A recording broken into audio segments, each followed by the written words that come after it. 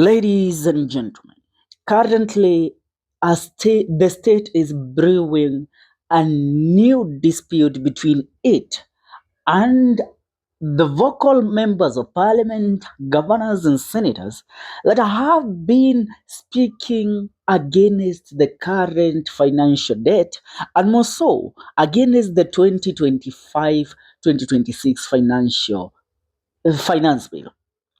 Now, the Cabinet Secretary of Treasury, John Mbadi, has revealed a plot by the state of summoning the former uh, Budget and Appropriation Committee chairperson in the National Assembly, Honorable Ndidi Nyoro, the Member of Parliament of Kiharu, over the misappropriation of funds while he was serving as the chairperson of the Budget and Appropriation Committee for the first 2 years of the Kenya Kwanza administration.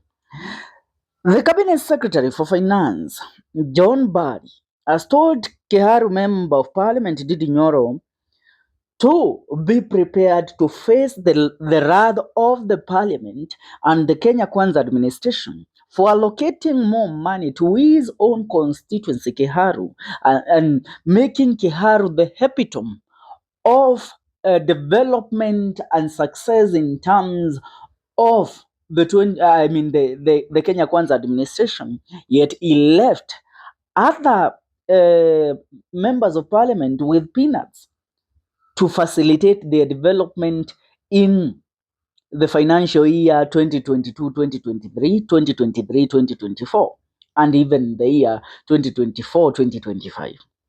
Now, Mbadi has argued legislatures to be patient and wait for him to demonstrate to them how a fair and equitable budget is prepared. The CS said Nyoro, a former Budget and Appropriation Committee chairperson, he accused Nyoro of inequity in the budget allocation during his tenure. Now, remember, these are innuendos that are being perpetuated by one John Mbadi. At this time, we also know that these sentiments were echoed by Kimani Ichung'wah in the National Assembly, Junet Mohammed also in the National Assembly. They all ganged up against Ndidi Nyoro. They have tried so much to push Ndidi Nyoro to the corner. Let me tell you what is happening. Ndidi Nyoro is an economist. And since he was removed as the Budget and Appropriation Committee chairperson, the man has been educating Kenyans on matters public debt. Because Ndidi Nyoro has informed the people of the Republic of Kenya so much on how their money is being misused under the current administration. And that doesn't seem to settle well with President William Ruto and his allies, including the Cabinet Secretary of Treasury. So to tame the tongue of Ndidi Nyoro, they must cook up stories and call Ndidi Nyoro before the committee in the parliament so that he will be answerable for the said misappropriation of funds that they have purported Ndidi Nyoro did in the year 2023, 2024 and 2022. Tuko pamoja. Now going forward, Mbadi said the coffee sector, which is now being politicized by some of the leaders, has been allocated 4 billion compared to the previous financial year, where it was allocated 3 billion. I quote him. He mentioned that there was allocation for the promotion of coffee farming. But when he was the chairman of the Budget and Appropriation Committee, the budget allocated to coffee was 3 billion. This financial year, we have 4 billion. If you have not looked at the budget, please look at it keenly. Mbadi requested Nyoro. Now, he told Nyoro to go through the proposed 2025-2026 budget so that he can understand it fully and stop making wild allegations and inciting people against the government. And let me tell you, this is a very clear orchestration. I mean, the state, the Kenyan government has learned on ways to manipulate the public's emotions so that they will prepare them for the worst that they are planning. Why am I saying this? You know, Ndidi Nyoro is an economist, a man with vast knowledge in terms of matters economics. And that is why he has informed Kenyans so much about it until people like John Mbadi feels that they are exposed. They can't steal from Kenyans no more. And so Ndidi Nyoro informing the people about the Finance Bill 2025, he wants to elaborate to the people on what this finance bill means to us. Because, I mean, let me tell you the truth. There is nothing good that can come out of this regime. So, with the information that Ndidi Nyoro has been disseminating to us, it is telling us that there might be an anti-2025 finance bill protest again. Remember what happened in 2024 when we had demonstrations of rejecting finance bill. It was the mother of a liberation in our country. So what Mbadi is trying to say is that if anything goes wrong and Kenyans start opposing this finance bill, or Kenyans start fighting the government and rejecting the current finance bill, the blame should be put on Ndidi Nyoro. Tuko pamoja. They are finding grounds to come and arrest Ndidi Nyoro, to come and lay claims and taint the image of this man.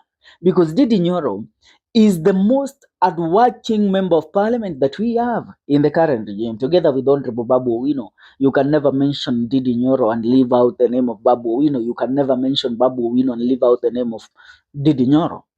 Now, as I continue, the Treasury boss said he is going to demonstrate to the MP that he has the capacity to prepare a good budget, adding that even counties which have never had a single tarmac road are going to get tarmac roads in the coming budget. I quote, "A constituency like the Dab is getting the first tarmac road since independence, yet when the same gentleman was the budget chair for 2 years, he was taking 6 billion to his constituency and Murang'a County," Mbadi stated. But let me remind you, Bona John Mbadi, when you speak about the Dab is the biggest refugee camp that we have in Kenya.